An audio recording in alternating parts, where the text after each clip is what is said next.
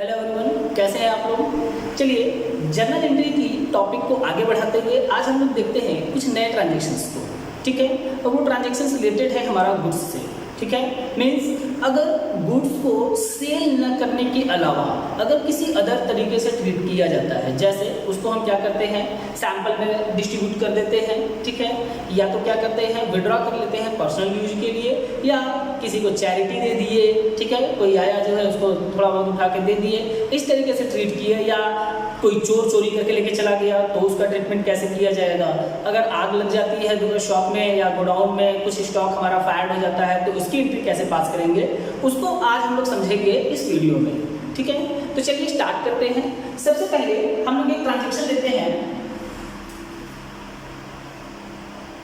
Goods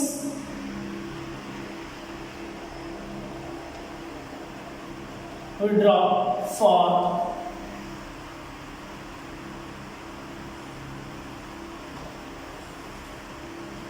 personal use by proprietor.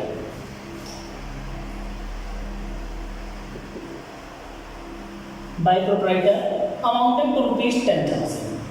ठीक है, 10,000 रुपए का गुड्स प्रोप्राइटर ने जो है विड्रॉ कर लिया है अपने पर्सनल यूज के लिए।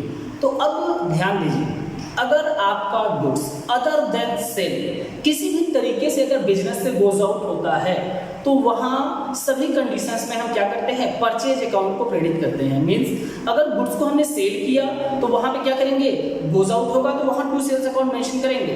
लेकिन अदर देन सेल मतलब सेल के अलावा अगर किसी भी तरीके से हमारा गुड्स जो है बिजनेस से जाता है तो वहाँ पे हम क्या करते हैं, परचेज अकाउंट को क्रेडिट करते हैं। तो यहाँ पे प्रोप्राइटर ने क्या किया है, 10,000 रुपए का गुड्स जो है विड्रॉ कर लिया है अपना पर्सनल यूज के लिए। तो ये इनका क्या हो जाएगा, ड्राइंग हो जाएगा।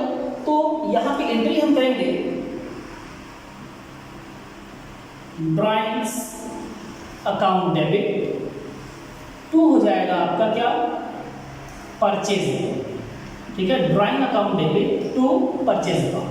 ध्यान दीजिए, अगर नहीं होता गुड्स एंड कैश, अगर मान लीजिए इसमें क्या होता, गुड्स के साथ अगर वो कैश भी विड्रॉ करते तो यहाँ पे टू परचेज में हम क्या करते, फॉर एग्जांपल मान लीजिए ले लेते हैं कि इन्होंने 10,000 रुपए का गुड्स और 5,000 रुपया कैश दोनों विड्रॉ किया है। ठीक है, तो दोनों ही इनका क्या होगा, ड्राइंग होगा, पर्सनल यूज के लिए निकाले हुए हैं। तो यहाँ लिखेंगे drawing account debit to purchase and to cash account. ठीक है, नरेशन लिख देंगे being goods and cash withdraw by proprietor for personal use.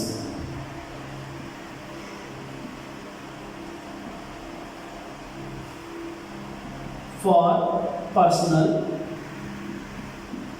Use. ठीक है, यहां अमाउंट देखिए कैसे मेंशन करेंगे, कैश 10,000 निकाले हुए हैं, कैश के सामने 10,000 और कैश 5,000 विड्रॉ किए हैं तो कैश के सामने 5,000 और टोटल ड्राइंग हमारा कितना हो जाएगा, 15,000 हो जाएगा। तो ड्राइंग के सामने 15,000 जो है मेंशन कर देंगे। इस तरीके से क्या किया जाएगा, एंट्री पास किया जाएगा। ठीक है, अब आते हैं, अगर मान लीजिए गुड्स को क्या किया जाता है, फ्री सैंपल जो है डिस्ट्रीब्यूट किया गया है। फ्री सैंपल मींस कि एडवर्टाइजिंग के लिए बिजनेसमैन क्या करते हैं, कुछ गुड्स को जो है फ्री सैंपलिंग जो है डिस्ट्रीब्यूट कर देते हैं, जिससे लोग उस प्रोडक्ट के बारे में जाने, और जब जानेंगे तभी वो क्या करेंगे, उनको ऑर्डर देंगे और उनका गुड्स सप्लाई होगा, सेल प्रमोशन होगा। तो अगर मान लीजिए आपने क्या किया,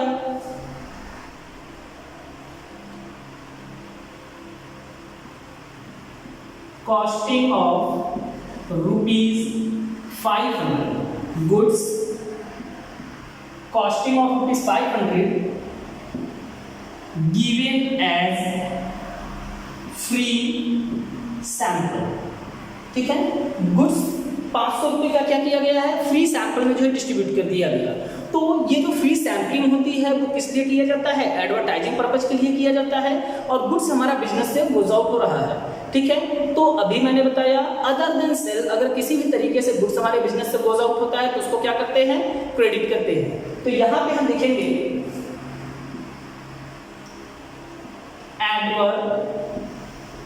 एडवर्टीजमेंट एक्सपेंसेस अकाउंट डेबिट और टू हो जाएगा यहाँ पे हमारा क्या advertisement expenses account debit to purchase account. ठीक है, नरेशन लिखेंगे be goods distributed as free sample.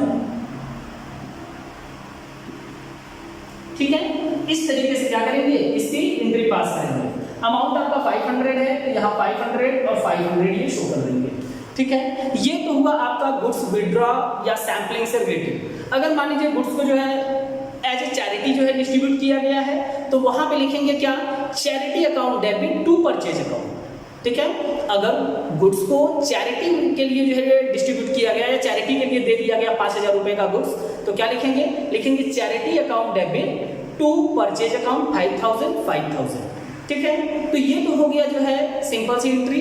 अब आइए हम लोग समझते हैं, अगर कोई चोर जो है क्या करता है, हमारे दुकान से जो है 10,000 रुपए का गुड्स लेके चोरी करके भाग गया, तो उसकी एंट्री कैसे पास करेंगे, आइए इसको समझते हैं।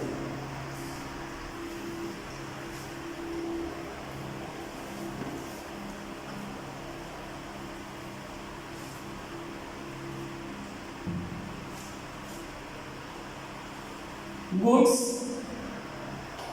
Lost by theft amounted to ₹10,000। ठीक है, 10,000 रुपए का गुड्स क्या हुआ है, आपका चोरी चला गया। तो चोरी चला गया तो जाहिर सी बात है लॉस हो गया। तो एक्सपेंसेस एंड लॉसेस को डेबिट किया जाता है नॉमिनल अकाउंट के रूल के अकॉर्डिंग। तो यहां पे हम लिखेंगे क्या, loss by theft account debit. और गुड्स हमारा क्या हुआ, चोरी नहीं गया लेकिन एक तरीके से बिजनेस से तो गया, तो जो बिजनेस से गोज आउट होता है उसको क्रेडिट किया जाता है। तो यहां लिखेंगे loss by theft account debit to हो जाएगा हमारा परचेज अकाउंट। ठीक है, नरेशन लिख देंगे be goods loss by theft, goods lost by theft. ठीक है, अब यहां अमाउंट हमने शो कर दिया 10,000। ठीक है, अब आते हैं, अगर मान लीजिए क्या होता है हमारा गुड्स, ठीक है, क्या हुआ कि फायर्ड हो गया। फायर्ड मीन्स कि रात को जो है शॉर्ट सर्किट से मान लीजिए गोडाउन में आग लग गई और कुछ हमारा स्टॉक जो है जल गया, लेकिन रिकॉर्ड बचा लिए गए थे। तो रिकॉर्ड से जो है कैलकुलेट हुआ कि हमारा क्या हुआ है, 15,000 रुपए का गुड्स जो है आग से जल गया। ठीक है, 15,000 रुपए का सामान क्या हुआ, जो है आग से जल गया। तो ये हमारा क्या हो जाएगा, लॉस हो जाएगा। तो लॉस को हम क्या करेंगे, डेबिट करेंगे। ठीक है, यहां पे लिख देते हैं goods loss by fire amounted to ₹15,000। ठीक है, 15,000 रुपए का गुड्स क्या हुआ है, आग से जल गया। अब इसकी एंट्री कैसे पास करेंगे, ये भी तो हमारा क्या है, एज ए लॉस है, तो लॉस को डेबिट करेंगे। लेकिन जब चोरी से गया तो हमने लॉस बाय थेफ्ट लिखा। ठीक है, और यहाँ आग से जला हुआ है तो क्या लिखेंगे, लॉस बाय फायर। ठीक है, लिखेंगे loss by fire account debit to business से हमारा गुड्स तो गोज आउट ही हुआ, चाहे जल के गया चाहे जैसे गया, मतलब जल गया मतलब वो भी गया। तो जो गोज आउट होता है उसको क्रेडिट करते हैं। तो यहाँ ये टू परचेज अकाउंट मीन्स अगर परचेज डेबिट होता है मतलब स्टॉक हमारा बढ़ गया, और परचेज क्रेडिट हुआ मतलब स्टॉक हमारा घट गया। ठीक है, तो एक तरीके से ये जल गया तो स्टॉक तो हमारा कम हो गया, इसलिए हमने परचेज अकाउंट को यहाँ पे क्रेडिट कर दिया। नरेशन लिख देंगे being goods lost by fire.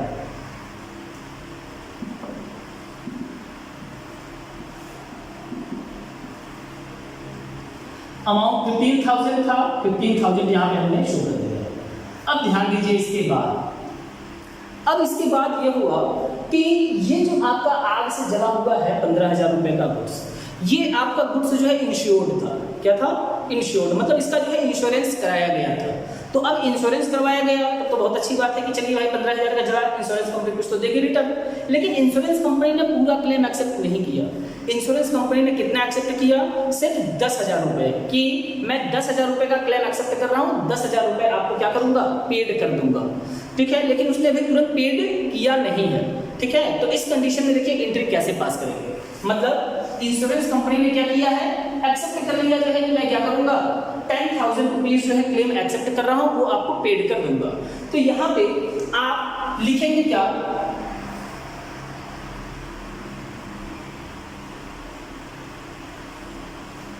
Insurance claim account debit. लेकिन ये जो आपका लॉस हुआ था 15,000 रुपये, ध्यान दीजिए, अब इसमें से 10,000 रुपये की जब गारंटी मिलेगी कि नहीं 10,000 रुपये मिल जाएगा, तो जाहिर सी बात है कि चलिए जो 15,000 का लॉस हुआ था कुछ ना कुछ तो रिकवर हो ही जाएगा। तो यहाँ पे हम लिख देंगे to loss by fire account, ठीक है।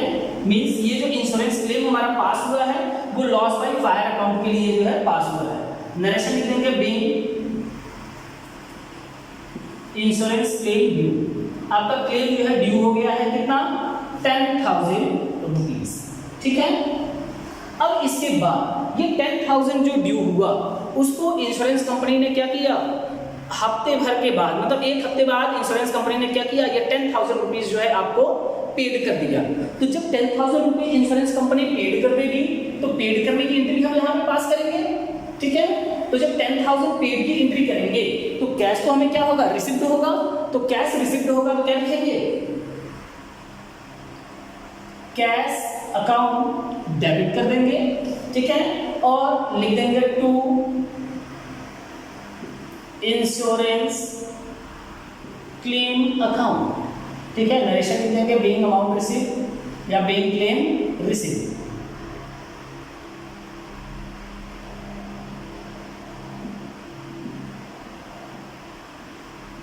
कितना 10,000 रुपीज यहां आपको रिकवर हो गया। लेकिन अब एक चीज ध्यान दीजिए, हमारा आग से जला हुआ गुड्स कितने का था, 15,000 रुपए का। मीन्स हमारा जो लॉस हुआ था आग से वो हुआ था 15,000, लेकिन यहाँ पे हमारा जो है अमाउंट रिकवर कितना हुआ इंश्योरेंस कंपनी से, सिर्फ 10,000 रुपए ही क्या हुआ है, अमाउंट रिकवर हुआ। तो 5,000 रुपए तो हमारा रिकवर हो नहीं पाया। तो जो अमाउंट हमारा रिकवर नहीं हो पाता है या किसी भी कारणवश कम रिकवर होता है वो हमारा लॉस होता है। तो जो लॉस होता है उसको प्रॉफिट एंड लॉस के डेबिट साइड में ट्रांसफर करते हैं, और अगर कुछ प्रॉफिट होता है तो उसको प्रॉफिट एंड लॉस के क्रेडिट अकाउंट में ट्रांसफर किया जाता है, ठीक है। तो यहाँ पे 5,000 रुपए का जो लॉस हुआ है उसको यहाँ पे जब हम मेंशन करेंगे तो यहाँ लिखेंगे ये तो हुआ लॉस, तो लॉस के लिए क्या करेंगे, प्रॉफिट एंड लॉस अकाउंट को जो है डेबिट किया जाएगा। तो यहाँ लिखेंगे क्या, profit and loss account debit to loss by fire. Means 5,000 रुपए आपका रिकवर नहीं हुआ तो यहां शो कर देंगे 5,000 एंड 5,000, ठीक है। तो इससे रिलेटेड मतलब अब कोई नेक्स्ट टॉपिक जो है हम स्टार्ट करेंगे जर्नल का नेक्स्ट वीडियो में। तो अगर आपको हमारा ये वीडियोस पसंद आता है तो हमारे चैनल को सब्सक्राइब करें, वीडियोस को लाइक करें, ठीक है। और अगर किसी एंट्री या किसी भी टॉपिक की रिक्वायरमेंट होती है तो आप उसको कमेंट सेक्शन में आके जो है कमेंट कर सकते हैं। मैं आपको जो है उससे रिलेटेड वीडियोस बना के आपको जरूर प्रोवाइड करूंगा। Thank you.